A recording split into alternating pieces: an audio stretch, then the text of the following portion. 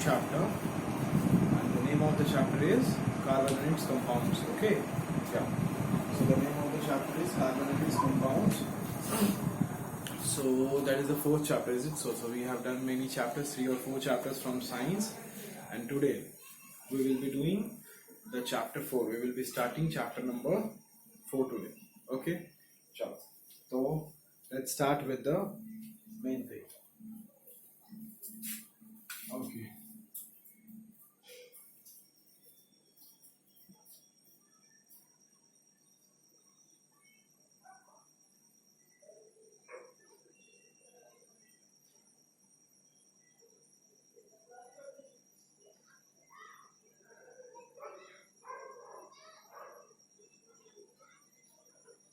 So in this chapter we are going to read about the carbon and its compound.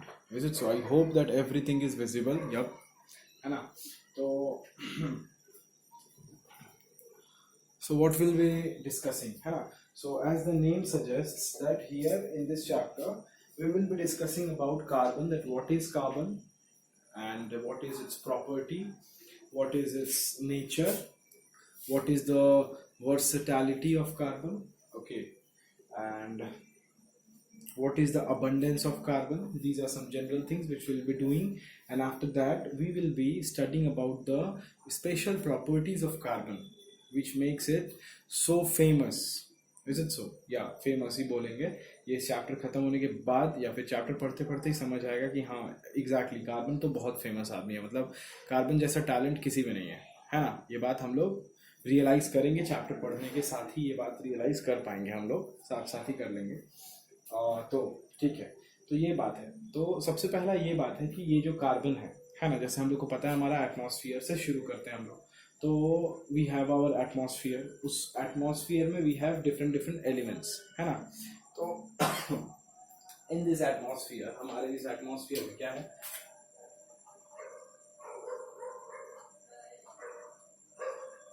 Suppose we have your different metals, non-metals and metalloids we have, है ना? We have elements and compounds in which we have metals, we have non-metals and metalloids, है ना? हमारे पूरे atmosphere में, है ना? मेरे पास we have metals, we have non-metals and we have metalloids. We have metals, non-metals and metalloids. Is it so? Okay. तो अभी तुमको पता है that in total 118 elements total, we have 92 elements which are naturally occurring. You should know these things. ये सब class 10 का नहीं है, but you should know, है ना? That we have total this is element का 3 part. Element has 3 parts: metals, non-metals and metalloid, है ना? Element has 3 parts: metals, non-metals and metalloids. And हमको पता होना चाहिए कि हमारे पास टोटल एलिमेंट्स कितने हैं? 118 एलिमेंट्स वी हैव, 118 एलिमेंट्स। उसमें से 92 elements are naturally occurring. 92 elements ऐसे हैं जो कि नेचुरली ऑकर करते हैं, है ना? एंड अपार्ट फ्रॉम दिस, है ना, इसके बाद जो हमारे पास 26 एलिमेंट्स ऐसे हैं जिसको मैंने मैन मेड एलिमेंट्स, मीन्स हम लोगों ने उसे केमिकली बनाया है ना? तो they are radioactive elements, हम लोगों ने उसे बनाया है। तो टोटल 118 है जिसमें से 92 एलिमेंट्स ऐसे हैं जो कि नेचुरल एलिमेंट्स होते हैं। उस एलिमेंट्स में हम लोगों ने क्लासीफाई किया हुआ है 3 कैटेगरीज में, दैट इज द मेटल का कैटेगरी, नॉन मेटल का कैटेगरी, मेटलॉइड का कैटेगरी। ये हम लोग पहले भी पढ़े हैं, 3rd चैप्टर में मे भी तुम लोग पढ़ते, लेकिन 7-8 में भी पढ़े हुए हो तुम लोग कि metal, non metal and metalloids होता है। अब ये जो कार्बन है हमारा, ये एलिमेंट के कौन से हिस्से का पार्ट है ना?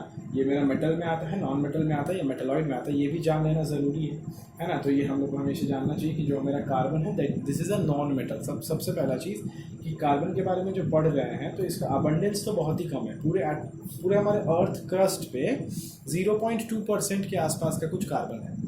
0.2%, मतलब जितने भी एलिमेंट्स मिलते हैं उसमें 0.2% कार्बन है। सोच लो, मैंने 1% से भी कम है। 0.5% से भी कम है, 0.2% है। इतना कम कार्बन मिलता है हम लोग को अर्थ क्रस्ट पे, लेकिन फिर भी दुनिया में तुम जो देखोगे सब कार्बन से ही बना हुआ है, यही देखोगे। पढ़ोगे तो पता चल जाएगा, है ना, कि ये होता है, ठीक है ना। ओके, ये बात है। तो अब सबसे पहला बात जो हम लोग जाने इस चैप्टर को शुरू करने से पहले, जो हम लोग को जानना चाहिए था कि मेरे पास टोटल इतने एलिमेंट्स होते हैं, जिसमें से 92 एलिमेंट्स होते हैं नेचुरली ऑकरिंग एलिमेंट्स। उसमें से जो मेरा कार्बन है वो एक नॉन मेटल होता है। प्रॉपर्टीज़ बचपन में पढ़े थे, जिसमें तुम लोग ये पढ़ते थे ना, malleable, ductile, sonorous, good conductor of heat, electricity, ये सब कुछ प्रॉपर्टीज़ बचपन में पढ़े थे। नहीं तो तुम लोग अपने छोटे भाई बहन जो भी तुम लोग के घर में होगा तो वहाँ से तुम लोग देख सकते हो, है ना। चलो, तो सबसे पहला बात जो हम लोग को जानना था कि मेटल, नॉन मेटल, मेटलॉइड में हमारा कार्बन, है ना, carbon is a non metal. Okay, अब कार्बन के बारे में जान गए तो एक और बात जान लो कि कार्बन जब जान रहे हैं तो हम लोग को उसका एटॉमिक नंबर और मास नंबर भी जानना चाहिए, तो ये भी जान लो।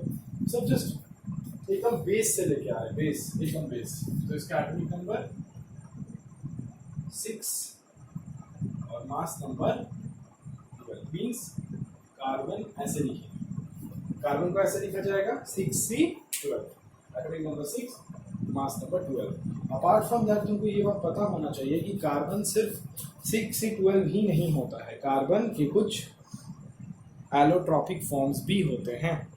कार्बन के क्या होते हैं, कुछ एलोट्रॉपिक फॉर्म्स होते हैं, मतलब बना होगा वो कार्बन से, एक ऐसा चीज़ बना है कार्बन से ही, लेकिन देखने में कुछ और है ना। जैसे दादाजी से निकले 3 बेटे, पापा जी, चाचा जी एंड में भी छोटे चाचा जी एंड बड़े पापा जी, कुछ भी हो सकते हैं वो, लेकिन तीनों ही के जो फादर हैं वो दादाजी, है ना। लेकिन दादाजी से ही बने हैं वो तीनों, लेकिन फिर भी तीनों अलग अलग हैं, है ना। बेटे कहलाएंगे वो दादाजी के ही, लेकिन तीनों अलग अलग हैं, है ना। पापा अलग होंगे तुम्हारे, किसी के भी, जनरली बड़े पापा, चाचा, तो तीनों चारों लोग अलग हैं। तो उस तरीके से इस कार्बन का कुछ एलोट्रॉप्स होता है जिसको हम लोग को जानना चाहिए। तो what are the different allotropes of carbon, ये हम लोग को जान लो, है ना। तो what are the different allotropes, ये जान लो कि एलोट्रॉप्स ऑफ कार्बन क्या क्या है। व्हाट आर द एलोट्रॉप्स, एक एलोट्रॉप है इसका डायमंड, दूसरा है ग्राफाइट, एंड तीसरा है which is known as buckminsterfullerene, है ना। तो diamond, graphite and buckminsterfullerene, these are the 3 allotropes of carbon. मतलब तीनों बने हैं कार्बन से ही, लेकिन एकदम अलग अलग स्ट्रक्चर इन लोगों का अलग अलग होगा। Constituent is same but the structure is different. बस एलोट्रॉप अगर तुमको जानना है कि सर एलोट्रॉप का मतलब क्या होता है, मतलब कहीं पूछ देगा कि तुम बताओ कि बच्चे कि एलोट्रॉप क्या होता है, तो तुमको क्या, हम क्या बताएंगे सर, तो तुम लोग ये बताओगे कि सर, मैम या फिर sir, allotrope means that they will have the same constituent but their structures will be different. You should note it down this, है ना, that the structures will be different and their constituent मतलब जिससे मिलके बना है, तो बना है ये लोग कार्बन से ही मिलके बन के मिला है। क्या बोल रहे हैं ये लोग, मिला है नहीं, ये लोग बना है, या ये लोग बना है कार्बन से मिलके, बट तुम्हारा इन लोग तीनों का स्ट्रक्चर अलग अलग है, ठीक है, ये बात।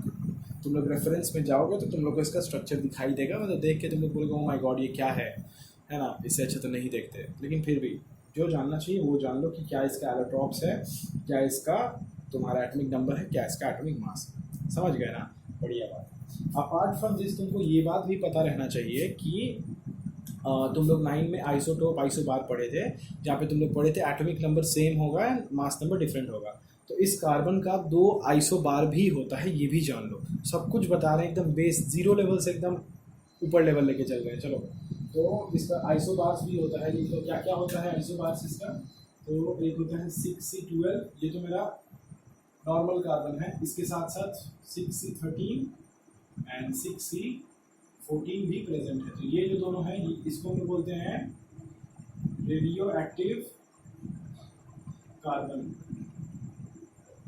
रेडियो एक्टिव कार्बन है ये, है ना। ये दोनों जो कार्बन है ये रेडियो एक्टिव इन नेचर होते हैं। इन लोग का नेचर कैसा होता है, रेडियो एक्टिव होता है इन लोग का नेचर।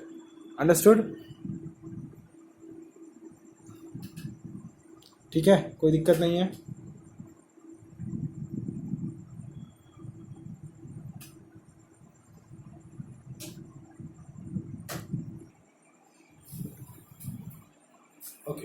तो क्या देखें हम लोग कि यहाँ पे रेडियो एक्टिव कार्बन हमारा 2 और होता है, मतलब कार्बन का आइसोबार्स के बारे में हम लोग जान रहे हैं, है ना। चलो ये भी ठीक है, ये इंपॉर्टेंट है एक्चुअली। तो जो इंपॉर्टेंट है वो इंपॉर्टेंट है, जानना है मतलब जानना है, ठीक है। चलो बढ़िया है। तो ये सब हम लोग जान रहे हैं कि हम लोग शुरू से बस एकदम बेसिक देख रहे हैं, कुछ नहीं देख रहे हैं, ना कोई रश है, ना कोई जल्दीबाजी है ना कोई स्किप करने का मूड है मेरा, है ना। एकदम जीरो लेवल से एकदम ऊपर लेवल तक चलने का है और कुछ नहीं करने का, है ना। चलो, तो तुम लोगों को ये पता नहीं है एक्चुअली, मतलब बड़ा दिक्कत है।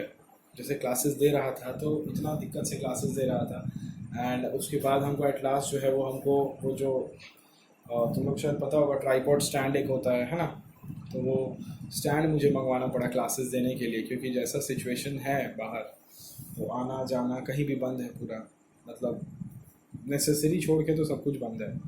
तो उसलिए तो अब कैसे क्लासेस करना है, तो सही तरीके से वीडियो अगर भेजना है, रिकॉर्ड करना है ना, ताकि तुम लोग को भी सही से समझ में आए, क्लियरली देख पाओ, लिख पाओ सब कुछ। तो उसके लिए मुझे चाहिए था कुछ थोड़ा सा टेम्पोररी थोड़ा सोल्यूशन। तो उसके लिए मुझे स्टैंड वगैरह खरीद के मंगाना पड़ा, वो बहुत झमेला हुआ भाई, क्या बताऊँ तुमको, छोटा था। तो हम लोगों ने जाना क्या कि एटमॉस्फेयर अर्थ क्रस्ट पे 0.02% के आसपास का कुछ प्रेजेंट है, कंसंट्रेशन अबंडेंस है कार्बन का, ये एक बात जाने। दूसरी बात जाने कि मेरे पास टोटल 118 एलिमेंट्स होते हैं, चलो उसमें तीसरी बात जाने कि 92 एलिमेंट्स होते हैं जो कि नेचुरली ऑकरिंग होते हैं, अच्छी बात है। उसमें से चौथी बात जाने कि जो कार्बन जिसके बारे में हम लोग पढ़ने जा रहे हैं वो मेरा एक नॉन मेटल होगा, गुड। उसके बाद जाने कि कार्बन का एटॉमिक नंबर 6 और मास नंबर 12 होता है, गुड। उसके बाद देखें कि किस तरीके से किसी भी एलिमेंट को रिप्रेजेंट करते हैं, बढ़िया, गुड। उसके बाद देखें कि कार्बन का कुछ एलोट्रॉप्स होता है, डायमंड, ग्राफाइट और बकमिंस्टर फुलरी। उसके बाद हम लोग देखें कि एलोट्रॉप का मतलब क्या होता है। एलोट्रॉप का मतलब होता है कि वो लोग कंस्टिट्यूएंट उन लोग का सेम होगा बट उन लोग का स्ट्रक्चर डिफरेंट होगा, ये जान गए। उसके बाद हम बताएं कि कार्बन का सिर्फ एलोट्रॉप्स ही नहीं, कार्बन का कुछ आइसोबार्स भी होता है ना, वो सॉरी आइसोटोप भी होता है जिसका एटॉमिक नंबर सेम और मास नंबर डिफरेंट, मतलब कुछ आइसोटोप्स हैं इसके, जैसे कार्बन 13 एंड कार्बन 14, ये कुछ आइसोटोप्स हैं। एंड ये दोनों जो कार्बन है, ये दोनों carbon radio active in nature होते हैं, बहुत ही शॉर्ट लाइफ होता है इसका। और इसको हम लोग जनरली किस यूज़ में लाते हैं, मेनली कार्बन 14 को 6C14 को डेटिंग वो वाला डेटिंग नहीं है ना। डेटिंग मीन्स कार्बन डेटिंग, जैसे कोई एक सामान हम लोग को मिला बहुत पुराना सा, तो हम लोग को उसका एज पता करना है कि वो 10,000 या 20,000 या 15,000 या 5,000 या 8,000 साल पुराना है, तो पता कैसे करेंगे। तो कार्बन डेटिंग एक प्रोसेस है जिसमें हम लोग कार्बन 14 को यूज़ करते हैं। तो ये भी लिख लो कि कार्बन 14 जो है ये, इसको यूज़ कहाँ करते हैं, हो सकता है ना दे दे, तो हम पढ़ा रहे हैं तो ये जान लो तुम लोग कि हाँ सर कार्बन 14 आप पढ़ा, हाँ कार्बन 14 को हम लोग रेडियो कार्बन डेटिंग में यूज़ करते हैं। और उस डेटिंग से हम लोग किसी भी एक सब्सटेंस का, ऑब्जेक्ट का एज निकालते हैं। जैसे हिस्ट्री में पढ़ते हो ना कि ये उम्मीद करते हैं कि ये 5,000 साल पुराना होगा, उम्मीद करते हैं कि ये 500 साल पुराना होगा, उम्मीद करते हैं ये 800 साल पुराना होगा। तो कैसे उम्मीद करते हैं वो लोग, तो इस तरीके से इसी प्रोसेस से, रेडियो कार्बन डेटिंग एक प्रोसेस है जिस प्रोसेस से वो लोग एज निकालते हैं। उस एज को निकाल के फिर बताया जाता है कि हाँ ये लगभग इतने साल पुराना ये सामान हो सकता है, अंडरस्टूड। तो ये है कहानी, है ना, समझ गए, बढ़िया, गुड, चलो हो गया, है ना। चलो ठीक है, थोड़ा सा इसको सोच रहे थोड़ा जूम कर ले क्या, हाँ यप सही है ना, ओके चलो यप आ जाओ। तो ये सब हम लोग जान गए, बस बहुत ज़्यादा बकवास इधर उधर नहीं, बस कुछ बेसिक्स बताना था ताकि चैप्टर को सही से कनेक्ट कर पाओ, तो बस बता दिया, है ना। चलो अच्छी बात है। अभी जैसा कि तुमको पता होगा कि कार्बन एक नॉन मेटल है, तो नॉन मेटल का कुछ प्रॉपर्टीज़ होता है जो कि तुमको याद होगा। तो अगर कार्बन एक नॉन मेटल है तो it will be a bad conductor और it will be a poor conductor of heat and electricity, obvious सा बात है, क्योंकि नॉन मेटल पुअर कंडक्टर होता है। अब उसमें भी एक एक्सेप्शन था जिसमें हम लोग देखे थे क्या कि carbon since it's a non metal तो it will be soft because these are the properties of a non metal, है ना। तो सॉफ्ट होता है, लेकिन उसमें एक एक्सेप्शन था कि diamond, this is the hardest, अच्छा एक प्रॉपर्टी था जिसमें हम लोग देखते हैं कि non metal are poor conductor, लेकिन ग्राफाइट एक ऐसा नॉन मेटल है जो कि एक गुड कंडक्टर है ना, ये बात है। तो मोरलेस अगर बोला जाए तो ये लोग नॉर्मली सारे के सारे जितने भी कार्बन कंपाउंड्स होंगे ये जनरली सॉफ्ट होंगे और bad conductor of heat and electricity होंगे बिकॉज ये लोग नॉन मेटल है। अब उसमें एक्सेप्शन है एक डायमंड और ग्रेफाइट तो हमेशा एक्सेप्शन को लेके नहीं चल सकते, एक्सेप्शन को याद रखना पड़ता है, नॉर्मली यही प्रॉपर्टी होगा, है ना। अच्छा, ये सब तो समझ गए, अच्छी बात है। अब दूसरी बात ये है कि अब इन लोगों के बारे में थोड़ा और डिटेल्स में हम लोग को पढ़ना है कि इन लोग में बॉन्डिंग कैसा होगा। जब बहुत सारा कार्बन का कम एलिमेंट, बहुत सारा कार्बन एलिमेंट्स जब एक साथ मिलेगा तभी जाके कोई एक कंपाउंड बनाएगा। तो जब कंपाउंड बन रहा है या फिर ये जो कार्बन एलिमेंट है, तो इसमें किस तरीके का बॉन्डिंग है, किस तरीके से ये लोग एक दूसरे के साथ जुड़ा हुआ है। और अब यहाँ से शुरू होता है तुम्हारा एक्चुअल पढ़ाई लिखाई जो भी है, मतलब जो क्लास 10 वाला लेवल का है वो सब, ठीक है। उम्मीद करते हैं यहाँ तक जो भी इंपॉर्टेंट है उसको नोट कर लिया होगा, क्योंकि कुछ भी लेस इंपॉर्टेंट नहीं है, सब जानना है तुम्हारे लिए, हाँ। ओके,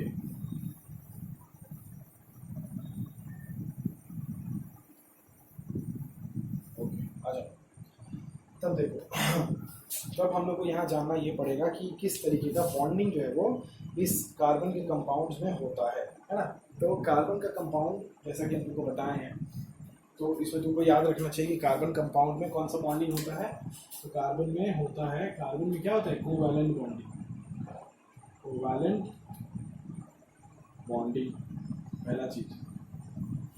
पहला चीज़ है कि इसके पास कोवैलेंट बॉन्डिंग होता है। दूसरा चीज़ देखो कि इसका कॉन्फ़िगरेशन कितना बढ़िया है, देखो 6 इलेक्ट्रॉन्स है इसके पास। तो अगर इसका कॉन्फ़िगरेशन करते हैं तो क्या आता है 2,4, ये है ना कॉन्फ़िगरेशन। अब हमको पता है कि लास्ट में 8 होना चाहिए, नहीं तो जनरली 8 ही होना चाहिए स्टेबल होने के लिए, तो 8 नहीं तो 2 होना पड़ेगा। कहने का मतलब है कि अगर इसको स्टेबल होना है तो ये क्या कर सकता है, या तो 4 इलेक्ट्रॉन ले सकता है, मतलब दे सकता है, तभी ना प्लस होगा, और नहीं तो ये 4 इलेक्ट्रॉन किसी से क्या करेगा, ले लेगा।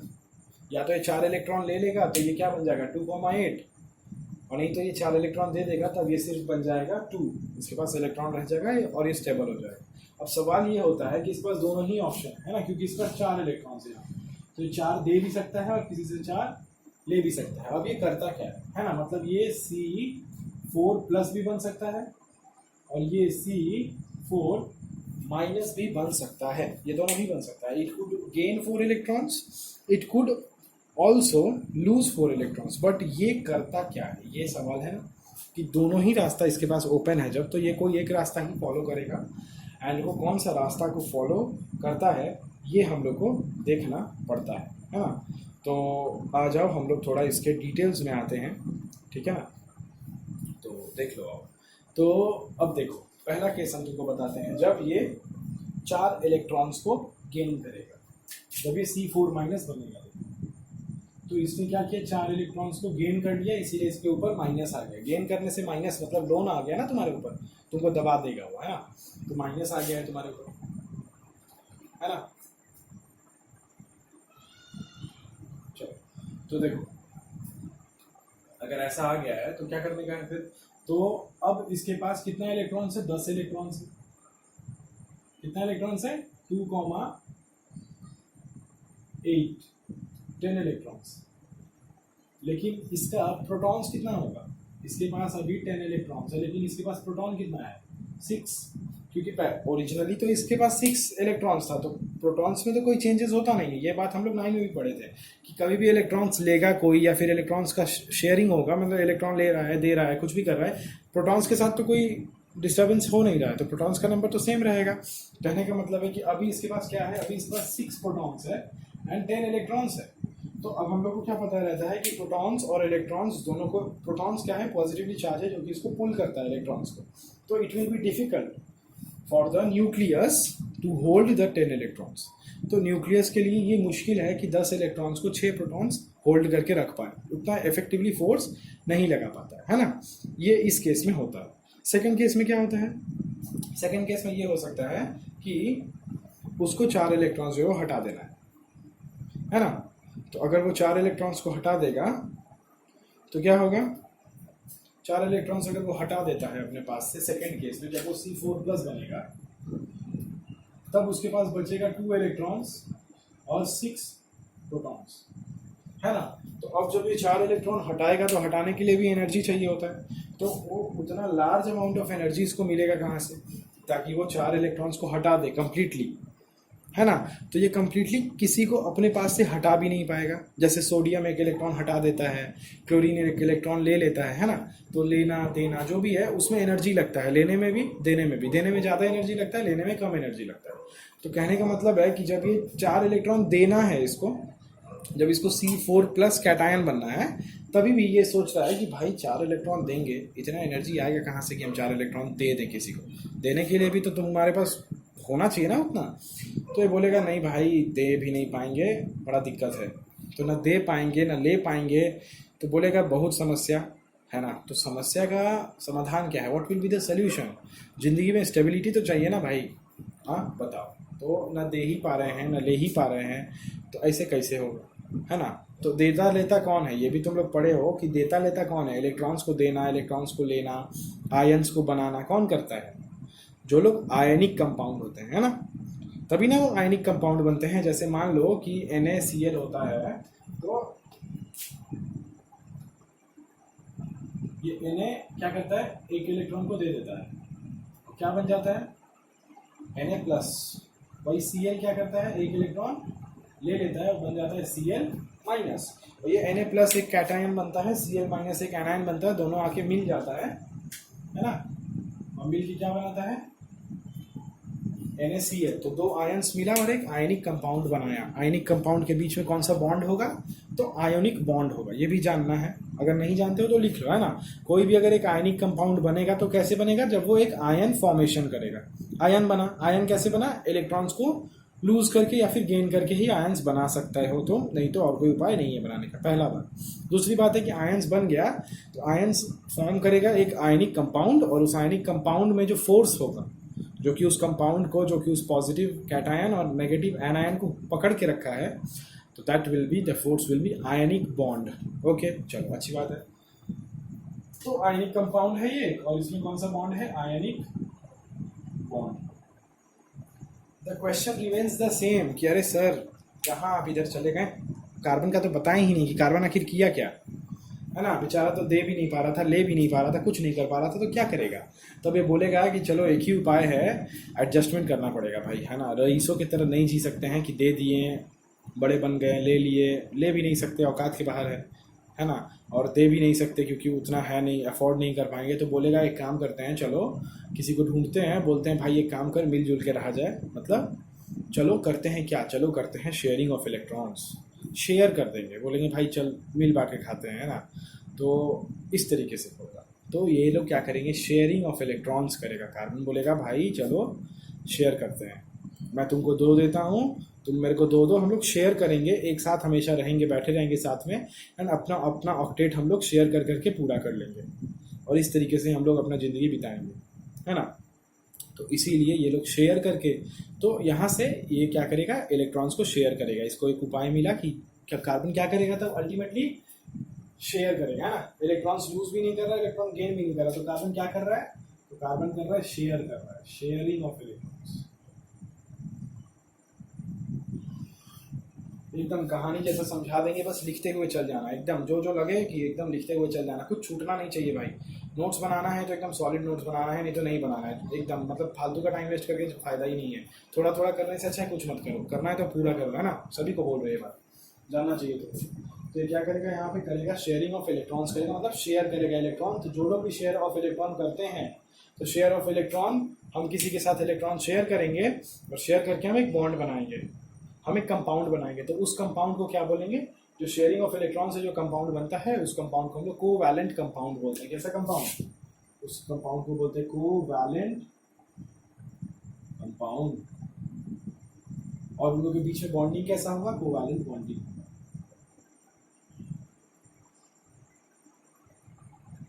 जैसे इलेक्ट्रॉन को शेयर करते नहीं है, इलेक्ट्रॉन्स को देते हैं या फिर लेते हैं, तो बनता है आयंस। आयन से बनता है आयनिक कंपाउंड। आयनिक कंपाउंड के बीच में कौन सा फोर्स होता है, कौन सा बॉन्ड होता है? आयनिक बॉन्ड होता है। समझ गए? Portion clear. यहाँ शेयरिंग ऑफ इलेक्ट्रॉन करेंगे, तो शेयरिंग ऑफ इलेक्ट्रॉन्स करके जो कंपाउंड बनेगा उसका नाम हम लोग बोलते हैं दे आर कोवैलेंट कंपाउंड। तो समझ जाना है कि वो लोग शेयर करके बने होंगे। अच्छा, कोवैलेंट कंपाउंड है तो उसमें फोर्स कौन सा होगा जो कि उसको पकड़ के रखा है, या फिर कौन सा बॉन्ड होगा? तो उसमें होगा कोवैलेंट बॉन्डिंग। अब चूंकि हम तुमको बताएं शुरू में ही, क्या बताएं थे कि कोवैलेंट बॉन्डिंग कार्बन में होता है, तो क्यों होता है आप समझ में आ गया? कोवैलेंट बॉन्डिंग क्यों होता है? क्योंकि वो दे लेके प्रयास किया, बहुत ट्राई किया, दे के हीरो बन जाए, लेके हीरो बन जाए, नहीं बन पाया। लास्ट में बोला चल भाई इलेक्ट्रॉन्स को शेयर किया जाए, अब जो भी जिसके साथ कंपाउंड बनाएंगे उसके साथ हम शेयर कर करके ही बनाएंगे, ले दे के नहीं बनाया जा सकता है। So this is the reason behind your what, this is the reason behind its covalent nature, covalent bonding. समझ गए ना? तो ये कोई भी कभी पूछे तो बढ़िया से तुम उसको एक्सप्लेन तो कर सकते हो। और लिखने का जहाँ तक सवाल है तो तुम ये लिख सकते हो, मैं जस्ट डिक्टेट कर देता हूँ कि जो समझाया था 4+ एंड 4- वाला, तो क्या लिखोगे कि it could gain 4 electrons forming C4+ anion, but it would be difficult for the nucleus with 6 protons to hold on 10 electrons, that is 4 extra electrons, and that is why it will not gain 4 electrons, full stop. Number 2 point लिख लो इसी में कि it could lose 4 electrons forming the C2+ cation, forming C2+ cation, comma, but it would require a large amount of energy to remove the 4 electrons, leaving behind a carbon cation with 6 protons in its nucleus, holding on to just 2 electrons, holding on to TO2 just 2 electrons, TWO 2 electrons, है ना? तो ये 2 reason है, and that is Y, उसके बाद लिखो that is why we can see that the carbon makes the compound, carbon forms the compound by sharing of electrons, and the compounds of carbon are generally covalent, are generally known as covalent compounds। तो इस चीज़ को पूरा copy में लिख लेना है। मैं थोड़ा तेज़ बोला, स्टॉप कर करके लिख लेना, लेकिन लिख लेना इंपॉर्टेंट है। तो यहाँ से ये समझ में आ गया कि कभी भी कोई बोले कि बाबू तब बताओ कि क्यों होता है शेयरिंग ऑफ इलेक्ट्रॉन्स, बता सकते हो। वो कोवैलेंट बॉन्ड ही क्यों बनाता है, बता सकते हो। और उसके बनाए हुए सारे कंपाउंड को हम लोग कोवैलेंट कंपाउंड ही क्यों बोलेंगे, ये भी तुम लोग कभी भी बता सकते हो। अब कोई क्वेश्चन तुम लोग से इस तरीके से पूछता है तो नहीं कभी भी छुपेगा, मतलब बचेगा। जो भी मेरा हिंदी थोड़ा ख़राब हो गया है इस लॉकडाउन में, तो क्या करना है ना, हिंदी थोड़ा कम बोल रहा है आजकल। ओके ओके ओके ओके, चलो समझ गए ना, चलो बढ़िया। अब हम लोग बढ़ते हैं थोड़ा और आगे, है ना, और अब हम लोग देखते हैं कि किस तरीके से, है ना, किस तरीके से कंपाउंड्स का फॉर्मेशन होगा। कुछ कुछ कंपाउंड्स जहाँ पे वो लोग इलेक्ट्रॉन्स को शेयर करेंगे एंड शेयर करके कंपाउंड्स बनाएंगे, जैसे oxygen, hydrogen, nitrogen, CH4, CO2, ये सब अलग अलग कुछ हम लोग कंपाउंड्स एंड एलिमेंट्स को देखेंगे, और देख के हम लोग सीखेंगे कि किस तरीके से वो लोग अपना अपना कंपाउंड बनाते हैं और किस तरीके से काम चलता है। समझ गए ना? तो उस सब को हमको सीखना है, लेकिन उसके पहले यहाँ तक आई होप सब कुछ क्लियर होगा किस तरीके से कार्बन क्या है नहीं है। बेसिक एकदम पहला क्लास है, इसीलिए एकदम बेसिक रखे हैं। तो कैसे क्या होता है, क्यों वो कोवैलेंट कंपाउंड कहलाता है, वो क्यों कोवैलेंट बॉन्डिंग शो करता है, एंड वो शेयरिंग ऑफ इलेक्ट्रॉन क्यों किया, आयंस फॉर्मेशन क्यों नहीं किया, वो आयनिक कंपाउंड क्यों नहीं बनाया, ये सब भी क्वेश्चन कोई पूछता है तो आई होप तुम लोग इसका जवाब सही से दे दोगे, है ना। चलो इसी उम्मीद के साथ wait for the next video, and तब तक के लिए टेक केयर। पढ़ते रहो थोड़ा, है ना, बुक पढ़ लेना जहाँ तक पढ़ाएं आज। और अगली क्लास में हम लोग शेयरिंग ऑफ इलेक्ट्रॉन से ऑक्टेट थ्योरी से कुछ डायग्राम बनवाएंगे और फिर आगे हम लोग बढ़ेंगे थोड़ा और स्पीड में। आज पहला क्लास है तो थोड़ा बेस क्लियर कर रहे थे और कुछ नहीं, समझ गए। चलो tata, bye bye, take care.